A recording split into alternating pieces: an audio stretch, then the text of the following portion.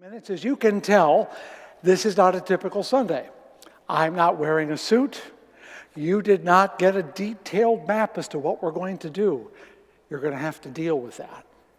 But I'll explain why in a bit. And we have a little bit less going on today and other days. We'll be back in regular worship form by next Sunday. The choir will have robes. I will wear a necktie. That will be gone mostly. And you'll get a complete order of service so you'll know what's coming next. But right now, it's a surprise, kind of like having a gift and you don't know what's inside. Wasn't that fun? So at this point, I'm going to turn to my wonderful partner in crime and worship, Ms. Marilyn Osenjuk, who will give you some music to prepare yourself for an hour of worship. Welcome to Fountain Street Church.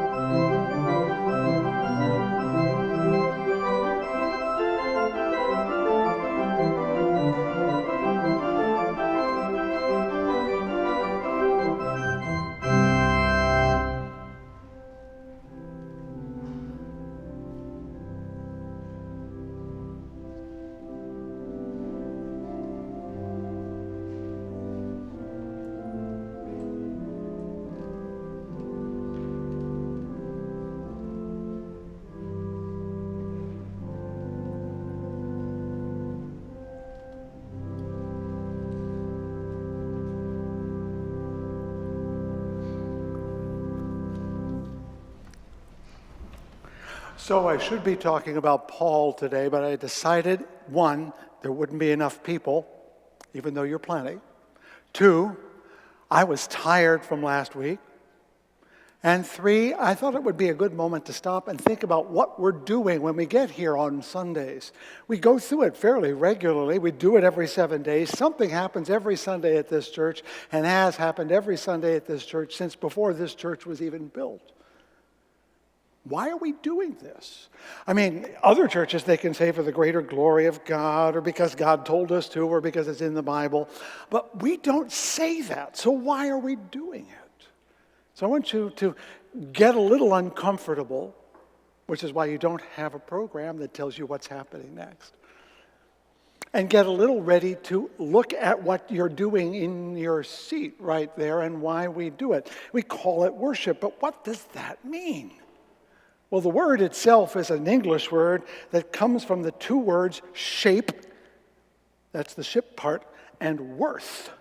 That's the were part. So worship is to shape worth, to give homage to the things that are valuable to you, which you esteem as being important.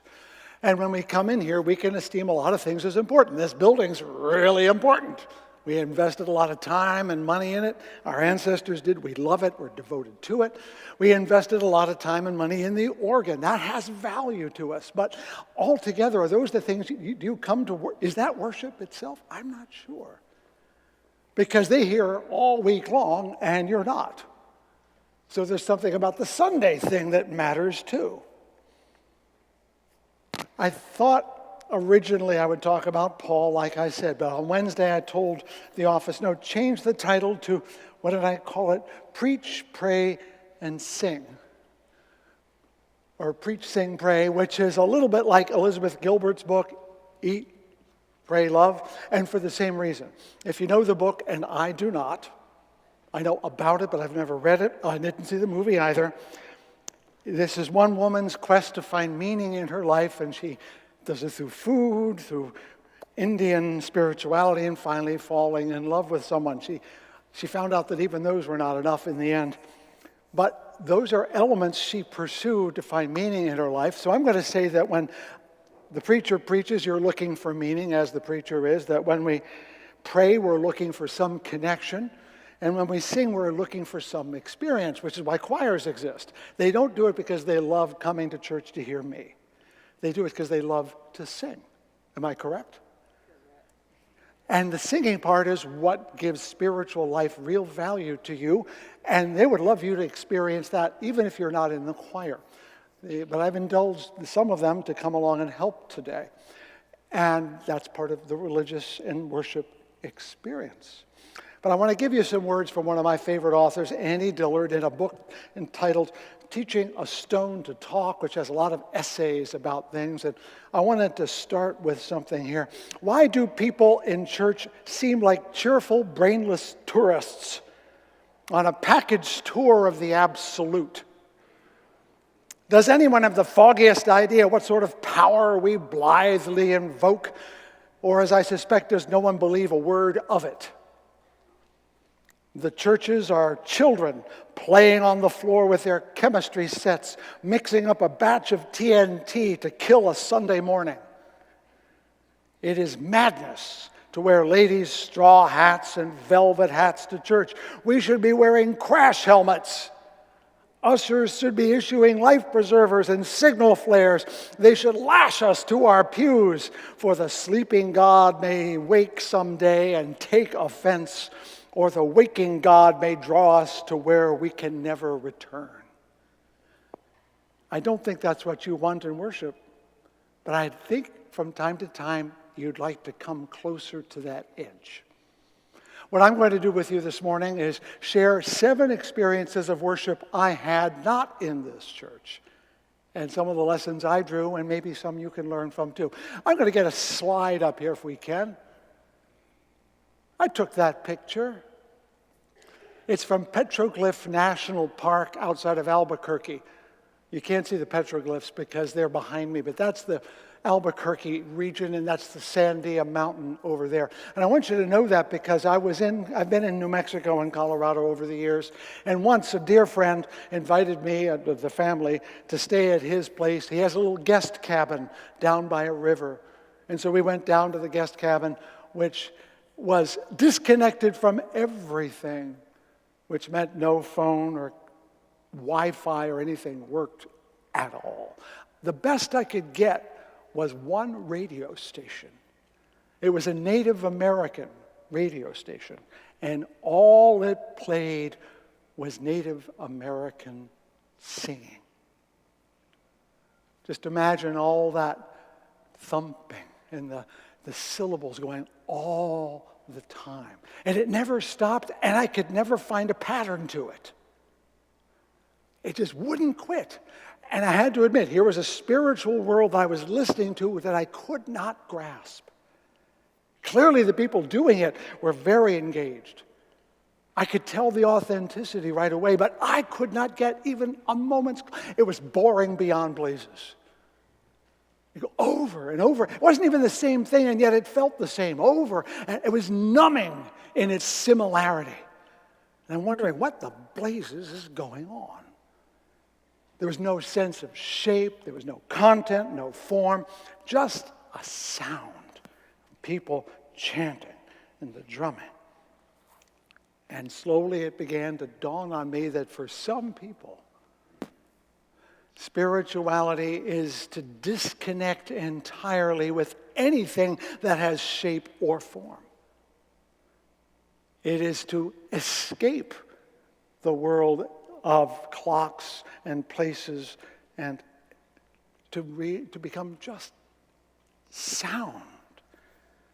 I ran into this years later when I was worshiping in a Sikh community one Sunday, and the person talking to some of us visitors said that to the Sikh notion of God, the Sikh God is music. Not speaks in music, is music. And not a musical piece. It is the essence of music. It is pure, beautiful sound, and our job is to link up with that. And I suspect the native folks of the southern Ute did that. They, if you give me the other, that's what I heard. Thump, thump, thump, thump, thump. Just drums and voices again and again. And I realized at that point that for some people, spirituality is a complete withdrawal from the reality we live in. I don't think that's true for you. But I came to appreciate that for some people, that trance-like state is really important. Have you ever been in such a moment like that? Where you felt completely disconnected and happily so? Michael Pollan, who wrote the book, The Omnivore's Dilemma, has finished another book about the returning to the psychedelic drugs that were banned 40 or 50 years ago, and saying that their effect is to separate us from our own sensations so that we no longer get the input in an orderly way and we are just consciousness. I think that's what's going on here. Would you like to try that some Sunday? I don't think so.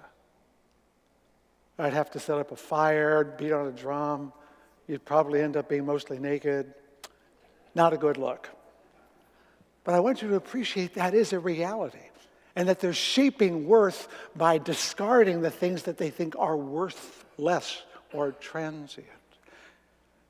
Have you ever been in a worship environment that was so mind-numbingly boring that you wanted to flee?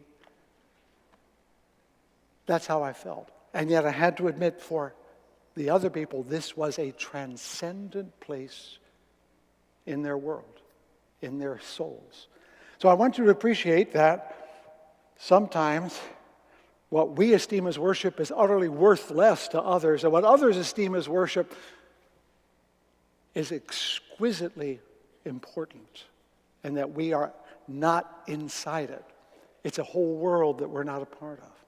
But we can get a taste of it. It is still Christmas time, and my ragtag choir, beautiful people that you are going to give us a sample of a Western form of this, what is usually called Gregorian or plain chant. It is what was sung in Christian churches before they had organs, and it's just one melody, unaccompanied, without a rhythm, no drums whatsoever. And you'll find it in your hymn book, I believe, so you can follow it along. It's number 242. And you will get a chance to sing because it comes, is it 3 verses? So they will sing the first verse, just the melody. You will sing it with them on the second verse. And then Miss Marilyn will help you all together by putting some chords under it for the third verse so you feel, at the end, okay? So this is called Adore Te Devoto. That's the name of the tune. The words are Christmas music. Guys.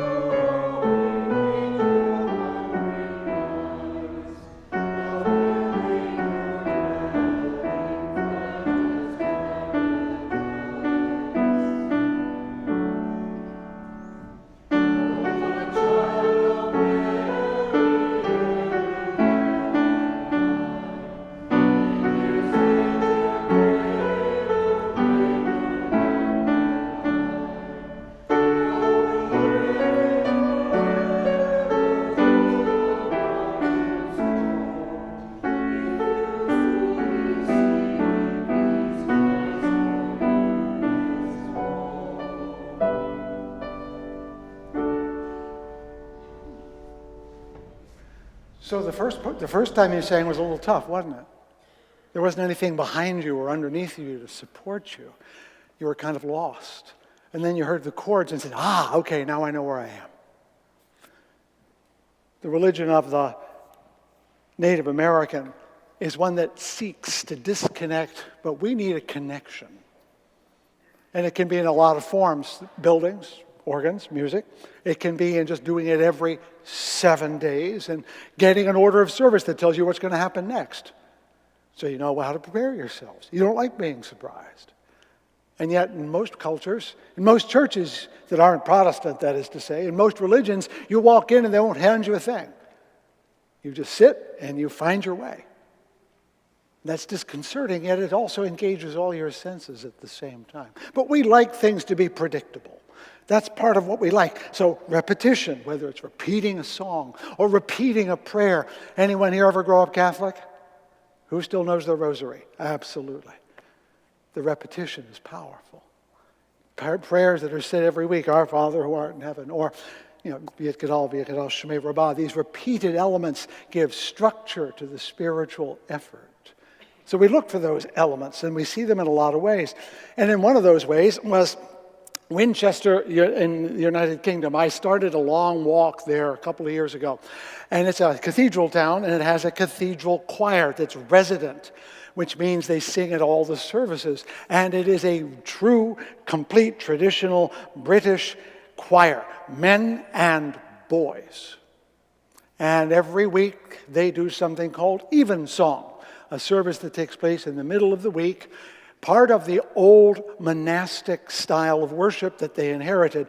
If you've ever studied monks, you know that they get up really early in the morning and they worship every 3 hours, right as rain. 3 in the morning, 6 in the morning, 9, noon, 3, 6, 9. They don't get much sleep, but that's on purpose. And each of those worship services has a name, and the one that's after sunset but before going to bed is evensong. Used to be called Vespers. And it's a service of song and of repeated prayers and of scripture. It is completely predictable. And when I walk in, I'm handed a little book. I'm handed a piece of paper to tell me what's going to happen. So let's see, that's the place. That's exactly that place. Although in this case there are young ladies, and that wasn't true the time I was there. But that's what it looks like. That is Winchester Cathedral. Pretty impressive, right? I'd say if you put our church next to it, it would kind of win, only because it's immense. At any rate, And the service is very predictable. And it's gorgeous. It's flat out flippin' gorgeous. I mean, they come in and they sing, and I don't know if you ever heard boy sopranos, but they are amazing when they're trained because they don't have any vibrato in them whatsoever. There's no complexity. It kind of rises above the air. And they sing these glorious pieces of music written in the 17th, 18th, 19th, 20th centuries. And you, if you're worshiping, you would be sitting over here, somewhere over there. So you surround them, but you have nothing to do. You're actually an audience. Your job from time to time is to go through a responsive reading. But let's be honest, you're there because you want to listen to them. And it's fabulous. I not only did it in Winchester, I did it in Richmond, I did it in London, I did it in Canterbury. I got all the even songs I could get a hold of. It's fantastic. And it felt like worship, except that I wasn't doing the worshiping. They were. I was watching it happen. And I want to bring this up because I think one of the struggles we have in our church, and not us alone, is that you're out there watching us. Who's doing the worshiping? Hard to tell. Is it just us and you're watching? Are you actually worshiping? How would you know if you're worshiping and not just watching? There was an occasion many years ago when I was in St. Paul's Cathedral in London, and they were holding evensong, and they had rows of chairs up front, and they were offering programs, so you know what to do. And I decided to go to evensong. I was tired, needed to sit down anyway. But there were hundreds of tourists who didn't want to go, but they stood in the back and watched us worship. They were an audience to my audience of their worship. It felt very strange. I had to sing louder to prove I was worshiping. And it was just a very odd experience. And I'm wondering, to what extent, what does it feel like for you when you're sitting out there? Are you in the system? Are you out of it? Are you participating? Are you partaking? I don't know. Sometimes the very beautiful can make it very hard to take part because you're not good enough to sing. How many of you don't think you're good enough to sing hymns? Yeah, so you don't sing them, do you? It's not about whether you're pretty. The singing is what matters. And so I encourage you, if you don't sing, I don't care what you sound like. What's more, most people don't care what you sound like. It is your singing that makes you worship, not your listening. So I think that's part of the challenge we have. But it's what we do in some ways. The aspiration for excellence and beauty means some of us feel outside of that and unworthy. And remember, worship is about worth. Now, I don't know. I've left a space here for the choir to sing. Would that be a good thing for them to do? So you go ahead and listen. But I want you to reflect on your listening about what you're listening to and why. I don't know if this, it does work. Good morning. I'm calling them the choirlet this morning. Our small choir is going to sing a piece called A New Year Carol by the English composer Benjamin Britten. And when I planned this for this morning, I had no idea that it would follow Fred talking about English evensong services.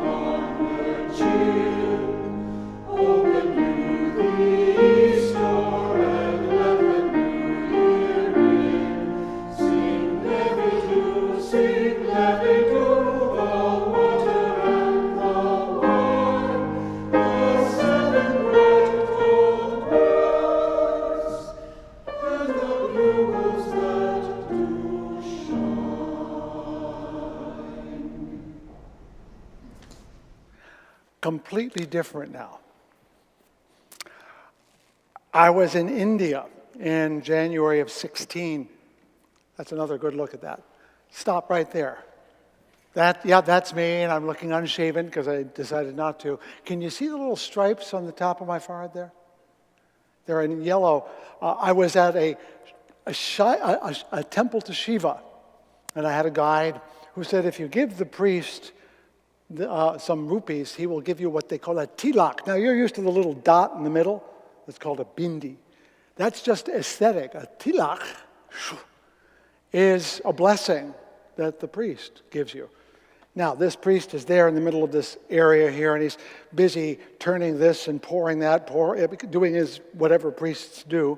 And I hand him the money with my right hand. I should point out that you never give anything to anyone in India with your left hand. Icky, icky. And he takes it with barely looking at me, reaches into this puddle of liquid, and flashes his hand across my forehead. Whoosh. And I have this tilak, which is a blessing. My guide looked at me and said, "Nice tilak." Who knew? And I got, obviously, a garland as well. Hindu is a whole different world, even though we have had many experiences with the Hindu community here in Grand Rapids, including Fred Stella, who was an ethnic American who was a practicing Hindu. And it is about what they do, and including in the city of Jaipur, the Govind Temple. If you could throw to the next, I missed it. We're going to let that one go. Come back. In a hurry. No, go the other way. We'll leave that there. We'll leave my wonderful face there for a moment. In the city of Jaipur, the pink city, there is a temple to Krishna called the Govind Devi Temple. And people come there to revere the god Krishna, who is unveiled twice a day. It's a statue called a murti, and it is considered especially propitious to see it. And so I went, and you take off your shoes, you put them in a little cubby. Nobody worries about people stealing shoes. I suppose that's a good thing. And I make my way into this immense crowd that are singing, all of them. There's a crowd of women, somewhere between 40 and 50, that are leading the singing, and others are going along. And then there are people right up front who are true. Have you ever been to a Pentecostal service or seen one? Same gestures, people holding their hands up, people waving back and forth. They're singing, they're ecstatic. And then there's a trail of people going around in a huge circuit in front of the murti, around a wall, behind the altar, out of sight, and then back around. So I decided to join the circle, and I'm following this crowd as they're singing and dancing, and they come along, and as they come to a wall, they put their hands up against it, lean up against the wall like this and pray, and they go around the back and they do the same thing, and they lean up against the wall and pray, and this is going on, hundreds of people going around, and it's really strange. And they do it again, and it goes around and around, and the result is this mass of ecstasy. It's clearly the intent. There's no one doing any talking. There's just music. And most of it is done by volunteers, not by the priests. They're just there watching it all happen because the murti, the image, the icon, the statue, whatever you want to call it, is what they're adoring. It's adoration, pure and simple. Do we do much adoring here? Not so much. I can't imagine an occasion where you would trail around the interior of this church with your hands waving, leaning up against the walls. I just can't imagine that happening here. That's not part of our DNA, I would say. And yet, physical motion is a very key part of so much spiritual life outside of ours. Remember those Native Americans of whom I heard? Well, they weren't standing still. I heard them on the radio, but they were either beating on the drum or moving. Have you ever been to a local powwow? They don't stand still, do they? They're using their bodies to express and to hold their spiritual life, but we don't do that. Not that there's anything wrong with that, but I wonder if we leave out a key dimension of our capacity to be spiritual beings by compressing everything into the space between our ears and occasionally only coming out of our mouths. We want to do those responsive readings. How many of you really give them your spiritual best? Not so much. Likewise, the hymns. So I think it's worth pondering. What would make it worth your standing up? Or is that too dangerous? If we let that much spirit out, would we be not ourselves? Would that be the crash helmet moment, as Annie Dillard referred to it? I don't know. All I know is I'm there at this temple, and there are hundreds of people, and they're very devoted, and then the moment the murti is closed off, everything subsides. And a priest comes over and sits beneath a pillar and starts reading from the sutras, and people to sit around him and listen to what are clearly stories about the god Krishna and his exploits on earth. Well, we're not going to do any adoration today, but you should hear some music that's kind of like that. This exquisite segment of choral mastery will venture now to share something that's actually in our hymn book. I think it's number 178. You may or may not wish to join, but the key to this is it's repetitive, bizarre, and circular quality. And this is a little bit what it felt like to be in Jaipur on a January day at the Govind Devi temple.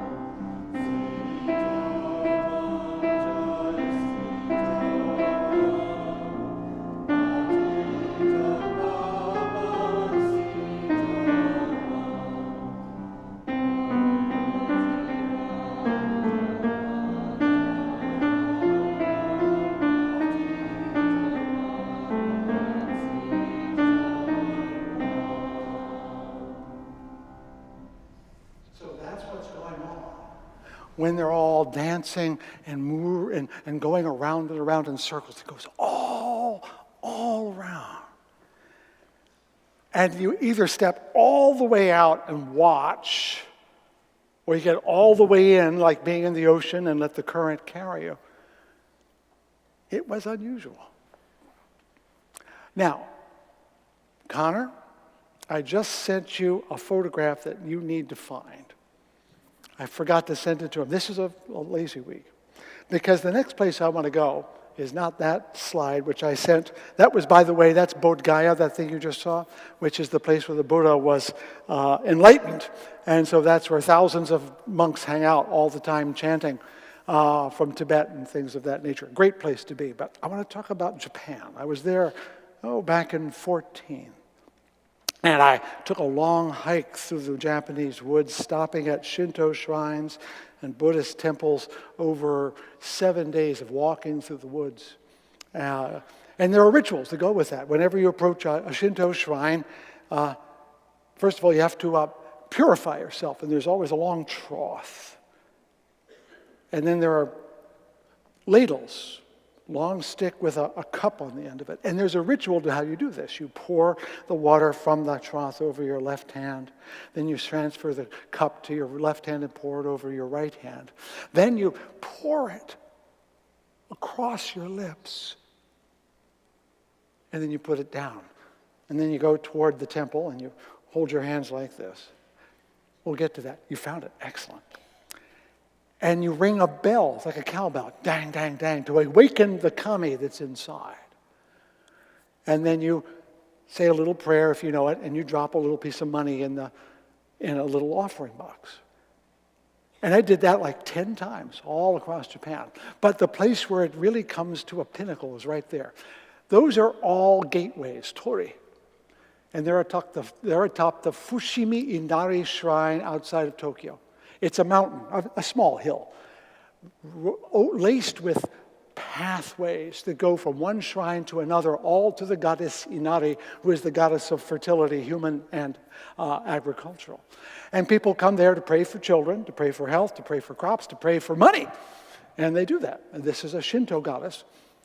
And over time, people try to get the good grace of the goddess by erecting these gates. And the language, the Japanese on either side, is not a prayer to the goddess. It's the names of the people who donated it. It's a little bit like these plaques you see around our church here with names on them. They're meant to say, I built this and I'm supporting this institution. And that way you remember them. And what's more, Inari will remember them.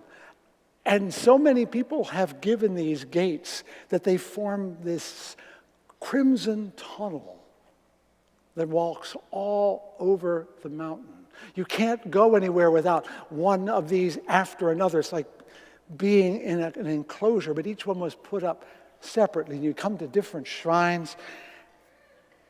It's a pilgrimage on one mountain. You go up one way, and you stop, you go another way. It's almost impossible to get to all of them, except that I was walking up this hill, and a young man came tearing past me at a dead run. And then I get to the top of the hill, and he's praying there, and then off he goes. He's clearly going to go to each shrine right this afternoon. So he's running from shrine to shrine, stopping at each one, dropping in again, then off he goes again. I can't imagine that he's doing this in a hurry because he doesn't have time. There must be a spiritual purpose to running, but I don't know what it is. And then there's the family, what I presume to be a father, a mother, and 2 children. And I see them all kneeling in front of one of these shrines. And sure enough, as I come around again, there they are at another shrine. And that kind of focus, that kind of intentionality, that kind of commitment to doing something that's a bit effortful. You don't just show up. You got to really, your knees, your feet, you get tired doing this. And I'm wondering, to what extent we are coasting. Is spiritual life something you can phone in? You know, there are people who have apps that will help you be more spiritual. There you go, okay, I'm being spiritual now. Or shortcuts, there are books, shortcuts to enlightenment. They're easy this. Should it be easy? Should spiritual life be easy? Or should it be hard? Should it require a commitment on your part to continue doing it? I don't know about you, but if someone had an app that said you can be a concert pianist by using this app, I wouldn't want it. Because the effort of acquiring the discipline, the skill, the effort is what matters. Yeah, you can take a virtual pilgrimage from any place to any place, visit each one on your phone. I want to do all the steps in between, which is what I've done. And every day I'm tired, and every day I hurt, and every morning I wake up and I want to do it again. Because committing yourself to effortful accomplishment seems to mean something. It's part of the shaping of worth. There's a Japanese song in our hymn book. Are we prepared to do that one? Called Sakura. It is about almond trees, which bloom at the end of winter, obviously. And it's part of the spirituality of Japanese Buddhism, Zen for the most part, but also other forms. And it's about the evanescence of life, that every moment yields to another moment, just as the blossoms themselves appear and then vanish. And so we have to be present to the world as it is. There are 3 verses, and I would invite you to join the choir on the last one, what is called number 2. All right? 177. I'm very sorry.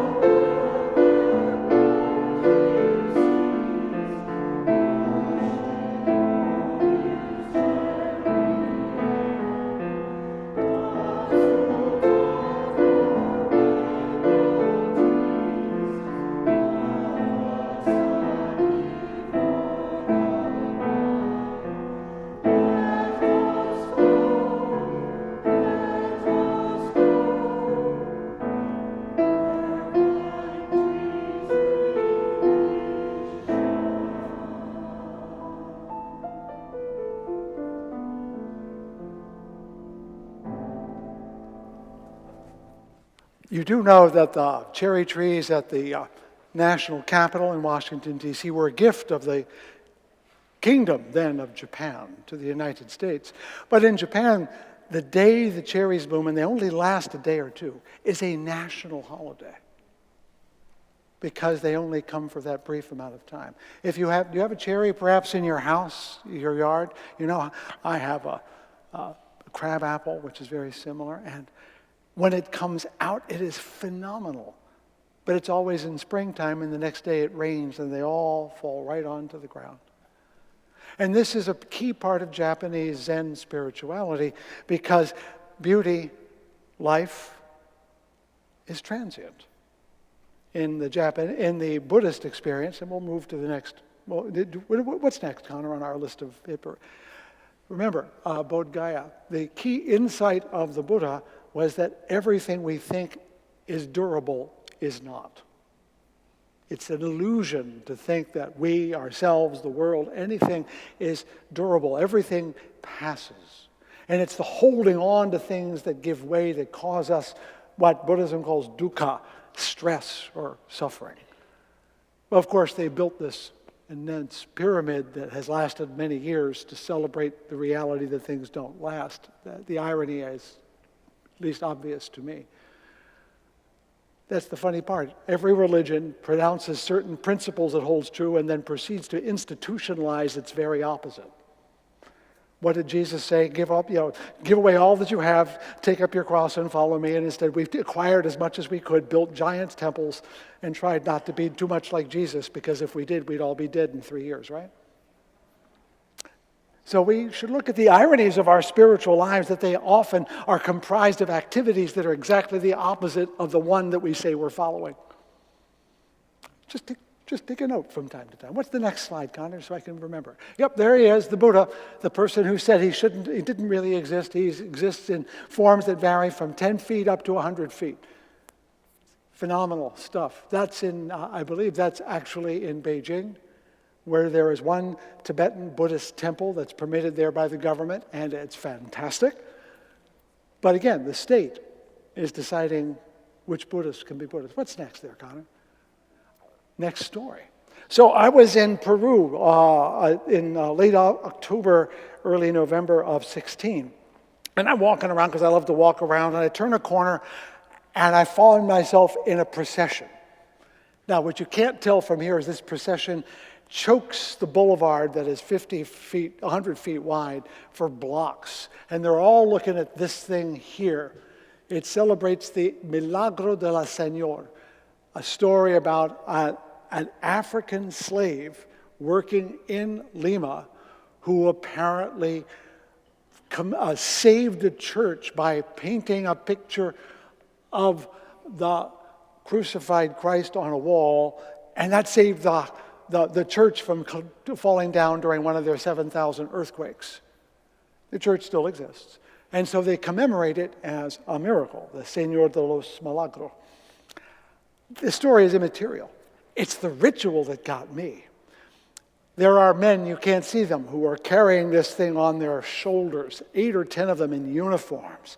And there's a band playing slow mariachi-style hymns as they go from place to place.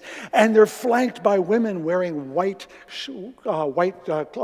cloaks and hoods that make them look like women religious. And then there are little children who are hoisted up on parents. And everyone is there to watch the Christ, and on the other side is the Virgin, of course, make his way up the street and around the corner and toward the church. I could not get out of the procession. There were too many people. I was carried along like this by the crowd. Just could not get, and it was hot too, and I got sunburned, and it's like on the equator and all that stuff, so it was not what I planned to do. But I was astonished by the intensity of the people who had shown up. This is not the only time they do it. They do it all through the month of October. And again, I contrasted that with our more sedate, individualized, take it or leave it kind of spirituality. Some people, a lot of people come to church, but almost no one comes to church every week except people like me who get paid to do it, right? Marilyn, we got to be here every week, right? But you get a choice. what I find interesting when I see these other experiences is the sense of mustness, that the folks who are doing that feel they must do it, even when it's inconvenient. There was I don't know, but there was a really, really short grandmother, abuela, about that tall, which means she was surrounded by people she couldn't see over trying to get a look at this icon. And she had with her a shorter grandchild.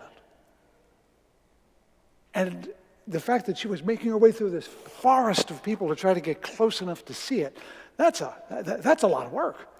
She didn't have to be there. You can hold up your phone and take a picture. I did. That's it. It makes me wonder what would make us go outside of our comfort zone in order to shape worth, in order to be close to or engage with something of great import. This is where I think about people like Dr. Martin Luther King or William Barber or others who worked for civil rights in the 50s and 60s and are doing so again. For them, it is not a political act. It is a spiritual act, one that cannot be not done because their values require them to be present. So maybe that's a question. When in my previous churches, one of the things we were taught to ask if we wanted to be provocative is, if someone were to accuse you of being a religious liberal, would there be enough evidence to convict you? In other words, are your lives being conducted in a way that others can see your faith is motivating you? Or is it just something you do once a week, maybe once a month, and you send the check? I'm not being critical. I'm just lifting up these different ways I have experienced worship and the questions they raise to me. So I'm passing them along to you. It's about time, though, that we think about your offering. This is where people, when they'd come and they put money in here. We're going to do an offering, and the choir will help here. Of all the things we do here, the most important thing we do is the offering. It's the descendant of the early Christian community when people brought their bread and wine together and had a feast communion, and they bring gifts to the altar. What we do now is we bring money, but we don't bring it for ourselves to share. We bring it so that we can be present to the world. And I want you to imagine how much, what would make you, if you were a little abuela, push your way through a crowd to put money in a little pot that went by. It's not about the money anymore. It's about the effort to put it in something. So I want you to think about that, because the money you give actually affects little abuelas and grandchildren and people you don't see very much who are trying to make their way into the world. So let's help them out. Your offering, your gift to the Virgin, to the Buddha, to Inari, we'd really appreciate that. Let's have our offering. And the choir's offering this morning is a recently composed piece by a woman composer named Linda Kackelmeyer. It's another New Year, Old Year piece called We Toast the Days. And part of the refrain, which I like very much, is we toast the days, both good and bad, the old friends and the new. And it's a reflective song about the old year and the new. Special thanks to Gary Eberly for accompanying on his guitar this morning. When the clock strikes 12 and another year is gone, I give a kiss to you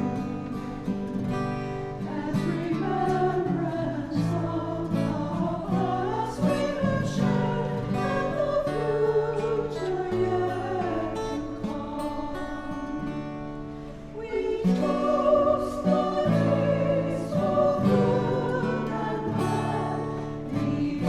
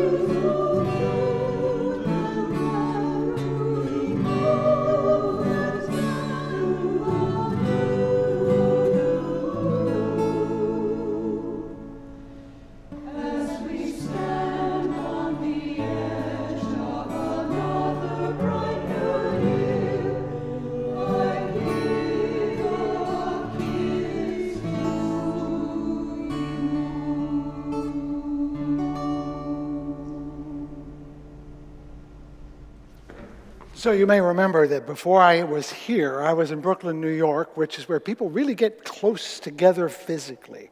2.5 million people live there, and it would still be the fourth largest city in America if it were its own city. And we lived there for 11 years, and in our neighborhood, we had Presbyterians, we had Catholics of at least two varieties, maybe three now that I think about it, Episcopalians, two Episcopal churches, there was a Congregational church, and there was a mosque, a masjid, it was in a brownstone, and count them three different synagogues. There are still more Jews in New York than there are in all of Tel Aviv. And they're all Jews in Tel Aviv, so that's a lot of Jews in New York. And they come in all shapes and sizes. I worshiped on a regular basis with the conservative rabbi who was a dear friend, and that's where I get the custom I'll be invoking in a moment. But there was also a Reform synagogue and what they called new Orthodox synagogue, where you're being more reverent, but you're not being quite as cloistered about it. And the rabbi there, Aaron Raskin, we were friends. We could never eat at the same restaurant, but we could be friends on the street. And so Wendy and I, my wife and I, were coming home from an event. I think it was at our son's school, and it's October.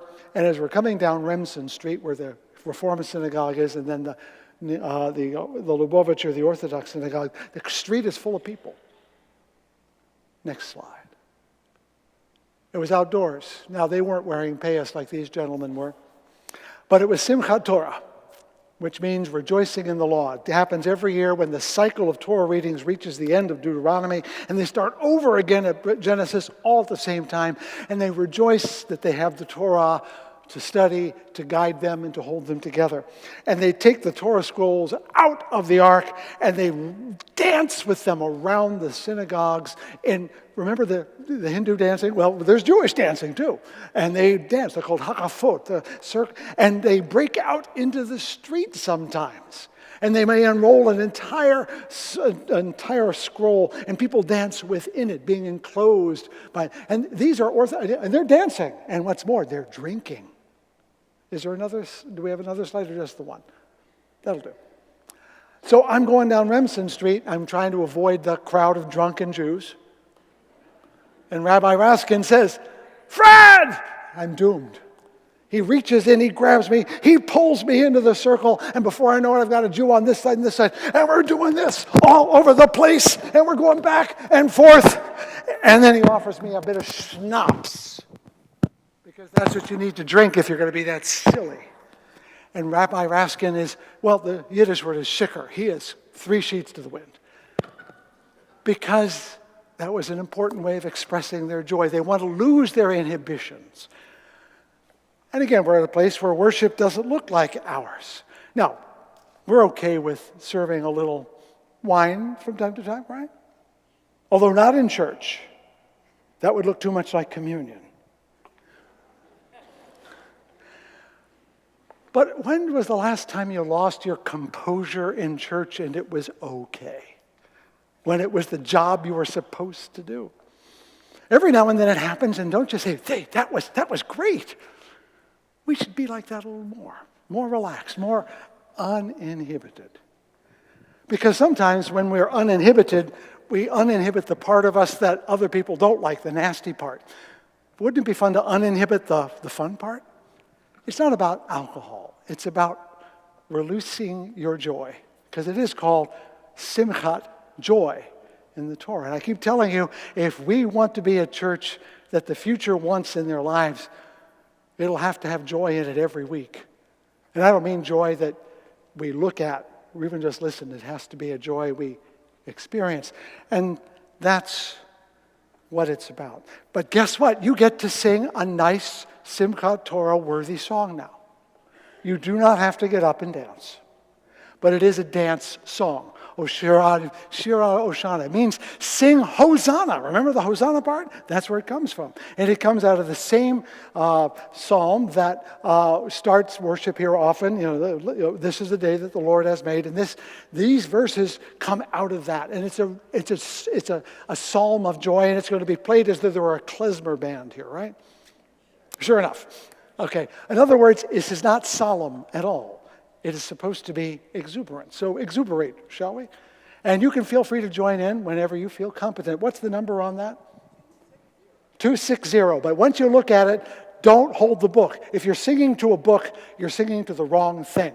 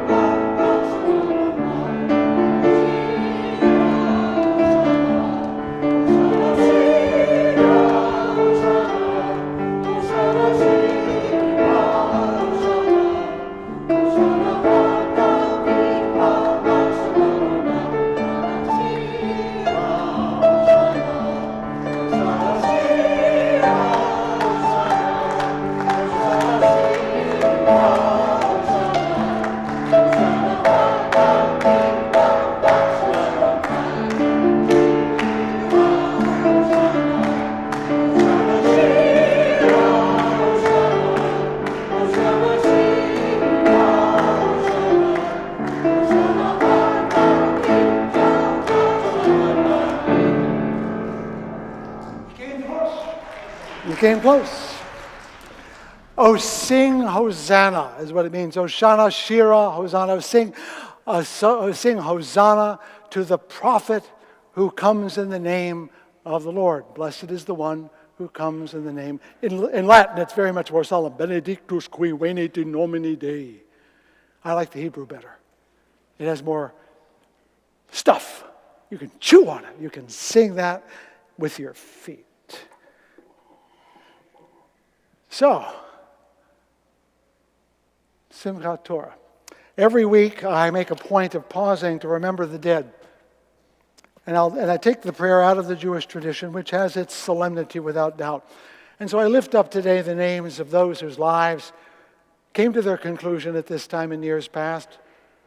This past week we lost Frances Shaw, member of many years, and a soul of great wisdom and love. But I add to her the names of Robert Potts and Connie Francis, of Terry Harper and Bobby Ewell, Maureen Munger, Marcia Birch, Joyce Maxine Ward, and Bonnie Bunchen. Elmalei Rachamim Shokim Rachamim Hametseach Menucha. God, filled with mercy, dwelling in the heavens, hide spring, proper rest beneath the wings of your Shekinah, your presence, to the souls of our beloved and our blameless who went to their eternal place of rest. May you, who are a source of mercy, shelter them beneath your wings eternally and bind their souls among the living, that they may rest in peace, that we may be at peace. And let us say, amen. So I was in Chicago, a place I used to live. I was attending the national conference of the National Urban League. And they started with a worship service on the south side, near where I used to go to school, so I knew where it was, the Apostolic Church of God. An immense place, similar to this in size, although very modern. And it was obviously going to be a worship service, and a lot of talking and preaching and praying. But the part I want to tell you about is about the choir. There it is. See the choir? That's a whole lot of sky blue robes. Feel free to take a look if you want to get up. They weren't in the church as we came in. But someone started playing the piano or the organ, I don't remember which, and they came marching in like this. They were marching in order, and they were singing, "I'm proud to be of service," one more time. And that stuck with me. To what extent are we proud to be of service to our church, to our world? They're proud to be of service. My choir over here, they're proud to be of service today. They wouldn't be here if they weren't. Now, I'm not expecting them to get up and march. But there's a certain zeal that comes when a choir not only doesn't just show up, they march into place singing a song that says, We know who we are, we know what we're doing, and we're going to do it one way or the other. Again, that's not our spiritual life, but it feels very powerful. Sense of discipline. Musicians have to be disciplined. You have to read music. If you can't read music, you learn how to follow someone else. You have to learn to be quiet when the choir director says quiet, loud when loud, to go smooth when smooth, to be brisk when brisk. This is a liberal church where you can believe anything you want. You can do anything you want. You can say anything you want. No, that isn't true. You have to find your way to your spirituality. We won't tell you where it is, but I'm going to insist that you do it and that you discipline yourself in that act. One of the things our chapel community is about is trying on ways of being spiritual so that each person in there can make a commitment to bettering their spiritual life, not just showing up for church. What kind of discipline do we have? I don't know. But is it something we should think about? It's not my choice to make for you, but I insist that you think about making that choice. But when we do follow a discipline, and I've already told you 4 of them that we follow, whether you know it or not, we worship, we study, we serve, and we sacrifice. Are you proud to do those things? Are you proud to go to church? Hi, I'm going to church this morning. Where do you go? Fountain Street Church. Come along. How many of you have ever done that? Don't know. How many of you study with intentionality for your own well-being and serve and sacrifice? Well, we'll let that go. You all do it, I know. But it takes that kind of commitment, that kind of discipline, that kind of willingness to be part of a larger whole, not just an individual, that creates something of worth for you and for others. And it also creates a world in which we can sing with a kind of zeal and a kind of exuberance that maybe just being individuals we can't. We're going to sing another song. It comes out of the African American tradition. It's called Go Tell It on the Mountain. It's a Christmas song. But I want you to sing it like you were proud to be of service. One more time. Miss Marilyn, can you help us sing that song? Oh, that would be 239. See, you're okay telling me. That's good.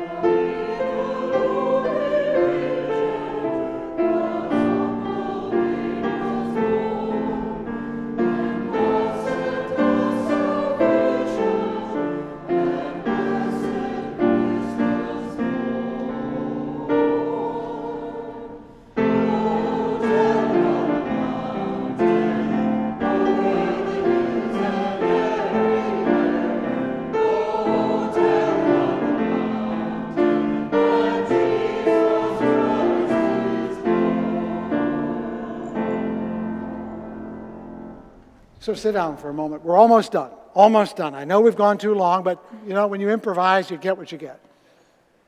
I'm going to cut out a little bit to make it easy for all of us, okay? There it is, an eclipse. I think it was in 17 that my wife and I went down to St. Louis, Missouri to catch our first total eclipse. It was the nearest one we had seen to us in our lives. So we're sitting there in lawn chairs, in a hot, if you know Missouri in the summertime, it's hot and it's humid. And you don't see things change for a very long time. You look through those glasses, you say, oh, there's a little slice gone, then another little slice, and then in very rapid order, it goes from slightly dim to intensely black, and you see that. Now, try to imagine a world before we knew eclipses were coming, and how startling, terrifying that was. What would your reaction be? Terrifying. But I knew it was coming. What was my reaction? Laughter. Laughter isn't always about humor. It's the explosion of feeling that you cannot contain in any other way. Some people weep.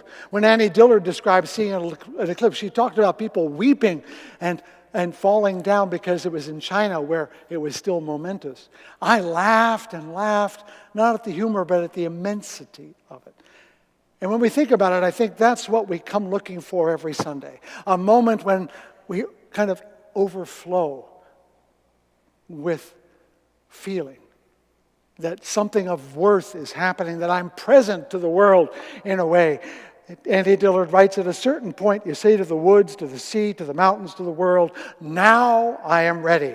Now I will stop and pay attention. Why does it take us so long to do it, though? Or save it up for a Sunday? What have we been doing all these centuries, she says, but trying to call God back to the mountain, or failing that, to raise a peep out of anything that isn't us? What is the difference between a cathedral and a physics lab? Are they both not saying, hello? We spy on whales and interstellar radio signals. We starve ourselves and pray till we are blue. The spiritual life is to find out what else is out there and touch it, be touched by it, to be so encased in reality or so freed from it that we burst forth in laughter. I can't do that for you. I can't even do it for me. This church can't do it for you.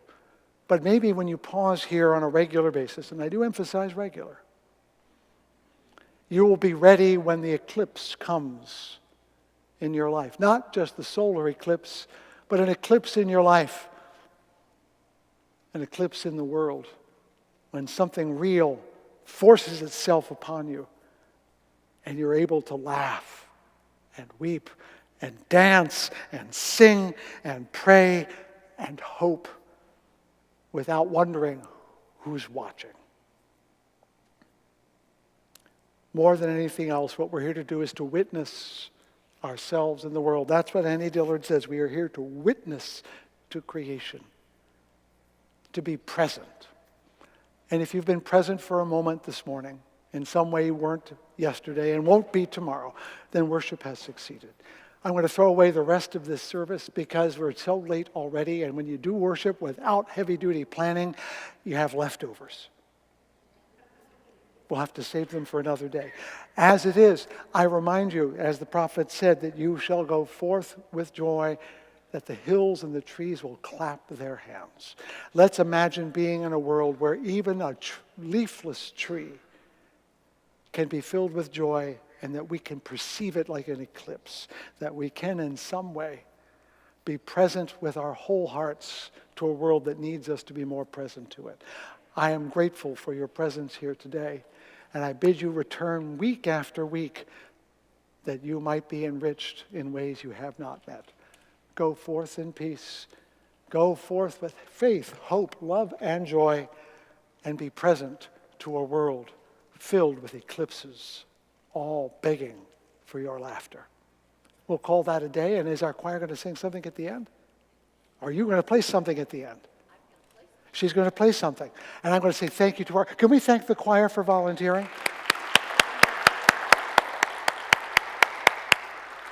And thank you all. Let's go have a little coffee, and we'll visit for a few minutes. I'm glad you came today. Miss Marilyn will give us some music to help us all walk out in peace.